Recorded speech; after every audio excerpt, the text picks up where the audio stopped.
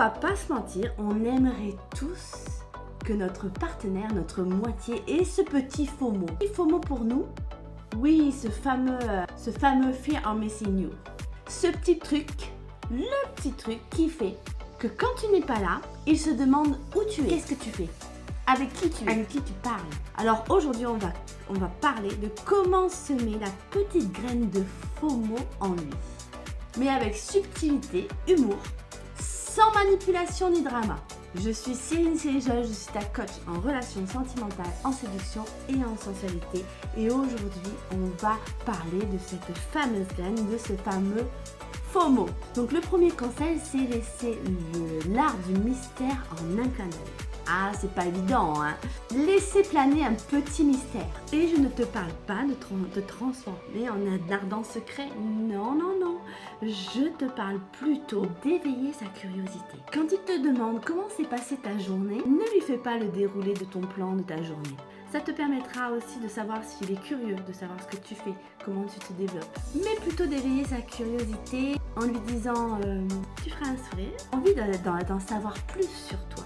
Donc le premier conseil, c'est laisser l'art du mystère en un clin d'œil. Ah, c'est pas évident, hein. Laissez planer un petit mystère. Et je ne te parle pas de transformer en un ardent secret. Non, non, non. Je te parle plutôt d'éveiller sa curiosité. Quand il te demande comment s'est passée ta journée, ne lui fais pas le déroulé de ton plan de ta journée. Ça te permettra aussi de savoir s'il est curieux, de savoir ce que tu fais, comment tu te développes. Mais plutôt d'éveiller sa curiosité en lui disant une phrase simple. Oh, c'était assez intéressant aujourd'hui. J'ai découvert plein de choses simples. Tu feras un sourire et crois-moi, cela le titillera. S'il est intéressé par toi, il sera curieux de savoir ce que tu as trouvé de sympa dans cette journée, ce que tu as découvert. Parce qu'il va se dire... Découvert quoi? Sympa comment? Ce genre de questionnement va lui donner envie d'en savoir plus sur toi.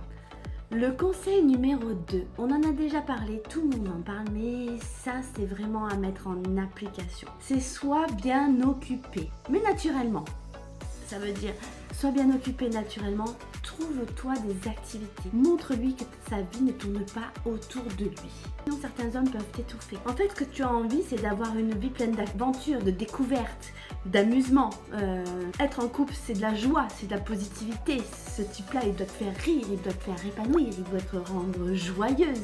Tu dois être heureuse quand il rentre à la maison, d'avoir le sourire. Donc, il faut qu'il ait un certain fun, une certaine magie. Si tu sors avec des amis ou que tu fais une activité qui te passionne, ne donne pas tous les détails. Alors pour une multi, c'est pas évident, je te l'admets. Pour les hypersensibles, etc., être trop, c'est dans notre nature.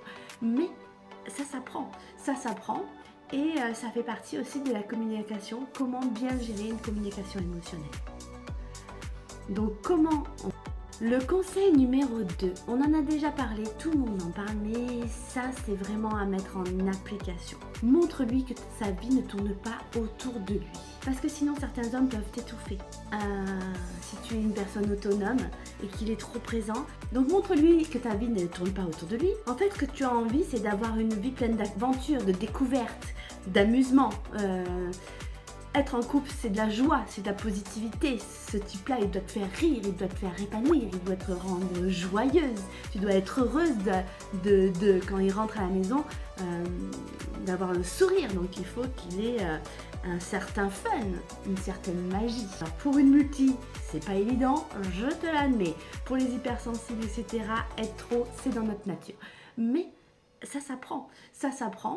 Et ça fait partie aussi de la communication, comment bien gérer une communication émotionnelle. Donc comment on va faire ça? Tout simplement avec le conseil numéro 3. Le conseil numéro 3, c'est maîtriser l'art de la présence et de l'absence. Le fameux push and pull comme Alex Cormon nous le rabâche et qu'il a bien raison parce que ça permet aussi de se concentrer sur soi, de ne pas perdre son âme et de son estime de soi. Et ça te permet de voir si ce type-là est vraiment tient sur la longueur et il va aussi savoir s'il a ce fameux FOMO, ce fameux fonctionnement Et s'il est juste équilibré entre présence et absence, pas besoin d'être toujours là, ni de répondre en une seconde, même si tu en as énormément envie, parce que tu as envie de partager, surtout au début, tu as envie de communiquer, enfin même si tu es amoureuse, tu as toujours envie de communiquer avec la personne que tu aimes, tu as envie de te lui dire. Mais franchement, crois-moi, garde certaines facettes de toi, ça te permettra de retrouver ta beauté, ton rayonnement, ta de ce qui le fascine, de ce qui le séduit. Ça gardera ce fameux mystère et il voudra en savoir plus, ça le manquera de plus te voir. Et ça lui rappellera aussi que tu es une édition limitée, tu es unique, personne n'est comme toi. Il y a beaucoup de femmes qui veulent te ressembler et là il est vraiment unique, tu sais, beaucoup de femmes n'ont pas ce petit truc à surprendre un homme, à être indépendante. Il y a beaucoup de femmes qui ont qui restent simples et qui n'ont pas cette magie ou garder cette âme d'enfant que tu peux avoir. Et pour vivre une vie fun en fait dans ce monde, je pense qu'il faut avoir ce petit truc et le développer. Je pense qu'on l'a toutes, mais à un moment donné, il faut être cette édition limitée en fait. Tu n'es pas n'importe qui, tu n'es pas la femme de n'importe qui. Tout le monde n'a pas accès à toi comme il veut en fait. C'est surtout ça.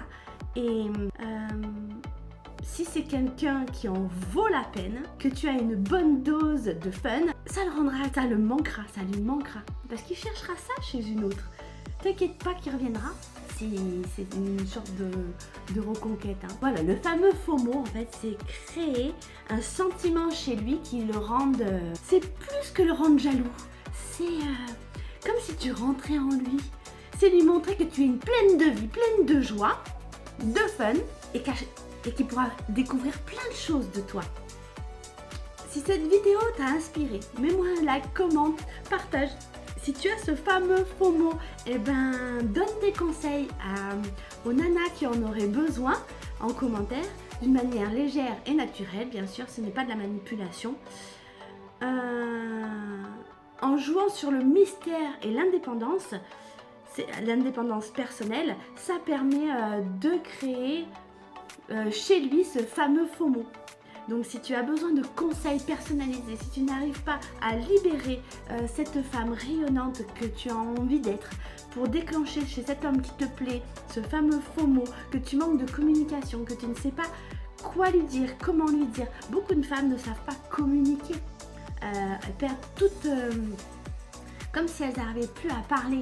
Donc, pas comme ma voix aujourd'hui, hein, parce que ma voix, j'ai eu une angine, donc j'ai du mal à parler, mais c'est pas évident. Quand on a des sentiments, on se retrouve comme ça, sans des fois trouver les bons mots justes.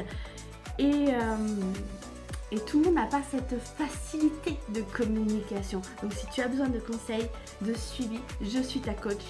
Je suis ta coach préférée, numéro 1 dans les relations sentimentales et en séduction.